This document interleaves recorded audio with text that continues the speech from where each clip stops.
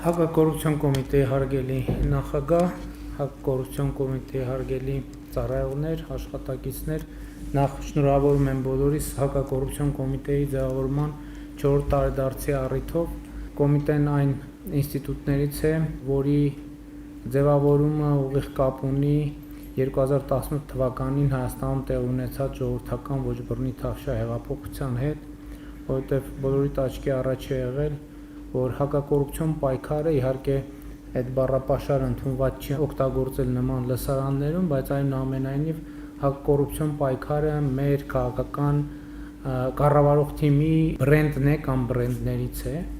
բայց դա էլ պետք է ասեմ, որ հակակոռուպցիոն պայքարի այս բովում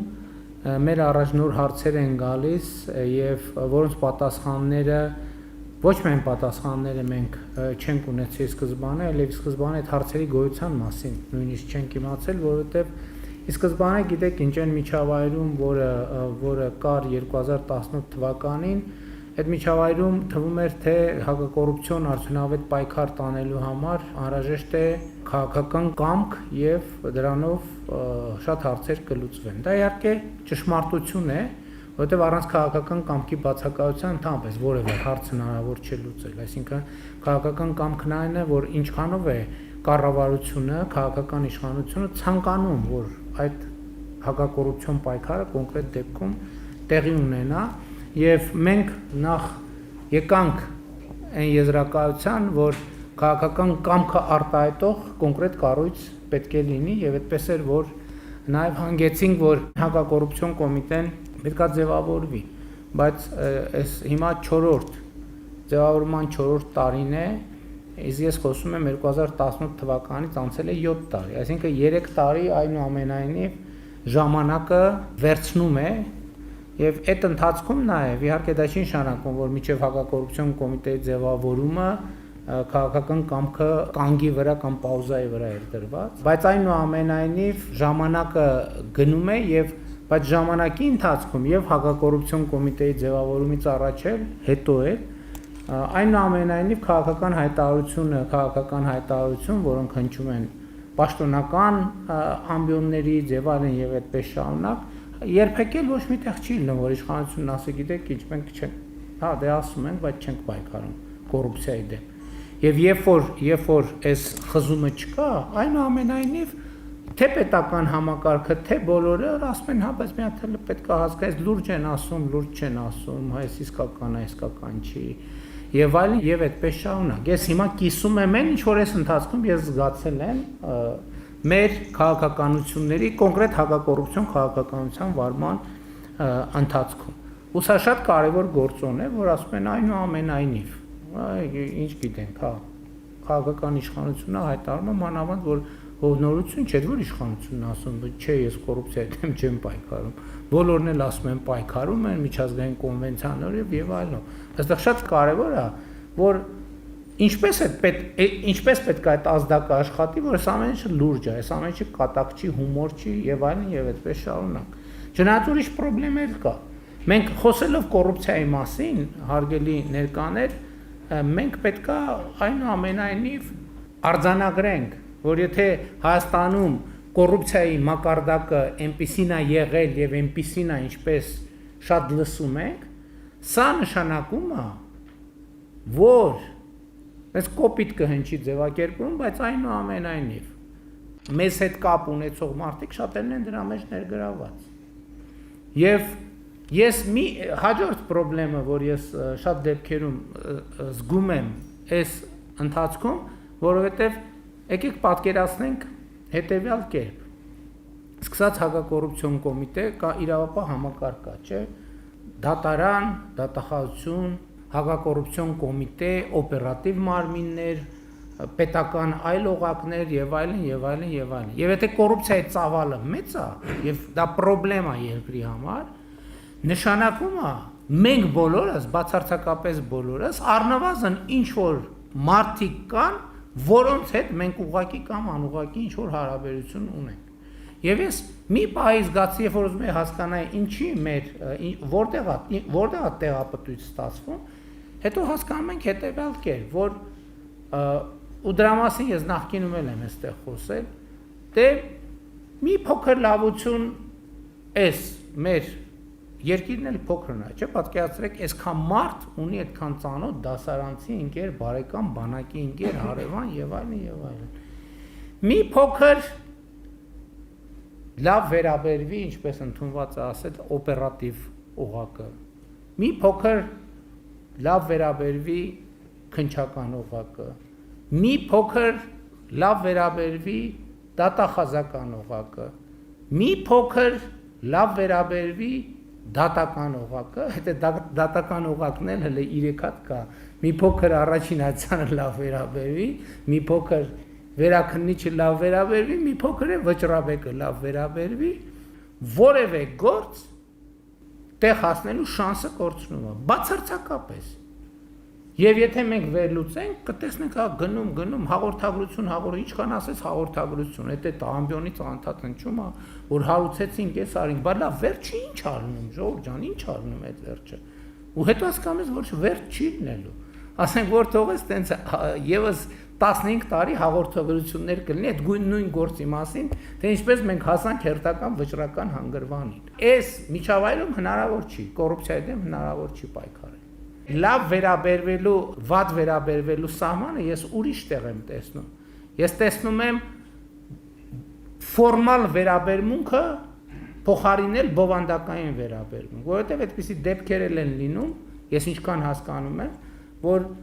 շատ ֆորմալիստական վերաբերմունքը կարող է նաև որոշակի ոչ ճիշտ տեղեր տանի։ Այսինքն մենք բովանդակության մեջ հարցին պետք է անդրադառնանք։ Ես ուզում եմ մեր ուշադրությունը հրավիրենք, որ սրանք գործոններ են,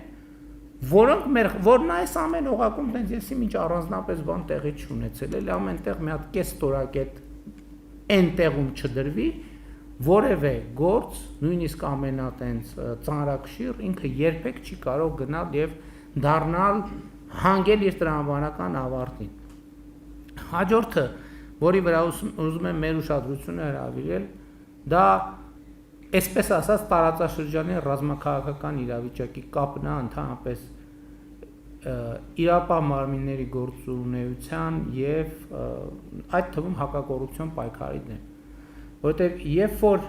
անկայուն է իրավիճակը, երբ որ լարվածություններ կան, երբ որ էսկալացիաներ կան, կապ չունի ինչով ես զբաղված, միևնույնն է դու երկրի քաղաքացի ես եւ այդ ամեն մի լարվածությունը մեկը բոլորին իրանք այդ թվում քննիչը, դատախազը, դատավորը հնարավորություն չի ունենում կենտրոնանալ իր գործի վրա։ Եվ սա մի գործոն է, որը ես նույնպես զգացել եմ եւ դա ինչ որտեղ հասկանալի է։ Ասենք եթե ինչ որ գյուղի վրա կամ ինչ որ տեղեր լարվածության օջախներ կան եւ այլն լարվածություն, նույն մարդիկ են բոլոր տեղերում, սկսած տնտեսությունից ավարտած իրավապահ համակարգով։ Եվ ես ինչի համար եմ սա ասում։ Հիմա երբ որ ես հետևում եմ, տեսնում եմ, որ այդպիսի տպավորություն կա, որ հիմա իրավապահ համակարգը ավելի ակտիվ է, այդ թվում հակակոռուպցիոն պայքարն է ավելի ակտիվ։ Իհարկե դա միակ գործոնը չի, բայց իմ գնահատմամբ նաև մեր տարածաշրջանում հաստատված խաղաղությունը ավելի շատ հնարավորություն է տալիս այդ թվում քննչական մարմիններին կենտրոնանալ իրենց գործի վրա։ Իհարկե այստեղ կադրային հարց ամենևին էլ երկրորդական չի, հակակոռուպցիոն կոմիտեի նախագահ ընդամենը ամիսներ առաջ է նշանակվել այդ պաշտոնում եւ կա նաեւ մի ուրիշ գործոն, որի մասին ես ուզում եմ այսօր անպայման նշել։ Պարոն Նահապետյանի հետ մեր աշխատանքի ընթացքում եւ այդ որոշումների ժամանակ շատ կարեւոր դեր է խաղացել նաեւ հետեւյալը, որ նախորդող շրջանում պարոն Նահապետյանը եղել է դատավոր, որովհետեւ այս տարիների ընթացքում այդ խոսակցությունները անընդհատ որ քննիչները ուրիշ կերպ են նայում իրադրությանը, դատավորները ուրիշ կերպ են նայում եւ այլն, ես պարոն Նահապետյանի խնդրել եմ, ասել եմ, որ շատ կարեւոր է, որ իհարկե պարոն Նահապետյանը նախկինում եւ քննիչ է եղել, եւ դատախազ, եւ քննչական համակարգ ղեկավարել։ Ես ասել եմ շատ կարեւոր է, որ հակակոռուպցիոն կոմիտեից դուրս եկող գործերը դատավորի աչքով նայվեն այդ թվում, որպեսզի այդ խոսակցության տարածքն էլ փակեն, որ այնուամենայնիվ քննիչը մի կերպ անկալում, դատավորը մի կերպ անկալում, Եվ ես հույս ունեմ եւ համոզված եմ, որ այս հանգամանքը նույնպես էական դեր կունենա հակակոռուպցիոն կոմիտեի աշխատանքների արդյունավետության բարձրացման իմաստով։ Հաջորդ գործոնը, որը ես էլի նկատել եմ, մեր իրավապահ համակարգը պետք է այդել խոստովանել իր համար սովորական չի սոցիալական ցանցերի եւ խոսքի ազատության այս պայմաններում աշխատել։ Որտեւ մենք նաեւ ընթացքում հասկացանք, որ կա նաեւ հետեւյալ խնդրեմ, երբ որ սոցիալական ցանցերով եւ այլնով հասցեական հարձակումներ են սկսում կոնկրետ քննիչների, կոնկրետ գործեր վարող քննչական խմբերի նկատմամբ, ընդհանուր ընտանիքների անդամների նկարներ եւ այն սրանք են գործոններ, որ բոլորը մարդ են, ոչ մեկ չի կարող տենց լիարժեք վահանով փակվել եւ ասել, որ ոչ մի բան չկա, եւ սրանք էլ են գործոններ, որոնք ազդում էին process-ի վրա։ Ինչի եմ ասում ազդում էին, որովհետեւ իմ կարծիքով, երբ որ դա մի նոր երևույթ է, այնուամենայնիվ համակարգերը սկսում են ադապտացվել դրան, նաեւ դրանց հակազդելու ձևեր են գտնում եւ իմ տպավորությամբ նաեւ մեր իրավապահ համակարգը, այդ թվում հակակոռուպցիոն կոմիտեն արդեն ավելի ադապտացվել է այդ իրավիճակին եւ կարողանում է շատ թե քիչ այս իրավիճակներից պաշտպանվել։ Հաջորդ հարցադրումը կամ մթնոլորտը կամ դրույթը, որը կա, հետեւյալն է, որ հիմա այդպիսի հարց է օդում կախված, թե արդյոք Հայաստանում բոլորին լսում են, բոլորին գաղտնալսում են, որովհետև ակնհայտ շատ առանցքային գործերի հետ կապված գաղտնալսումներ են հրապարակվում եւ այլն եւ այդպես շարունակ։ Հայաստանում օպերատիվ հետախուզության մասին օրենքը նորություն չի, այստեղ նորությունն ի՞նչ է։ Նորությունն է նա, որ օպերատիվ հետախուզության մասին օրենքով հստակ սահմանված է եւ ընդ որում բոլոր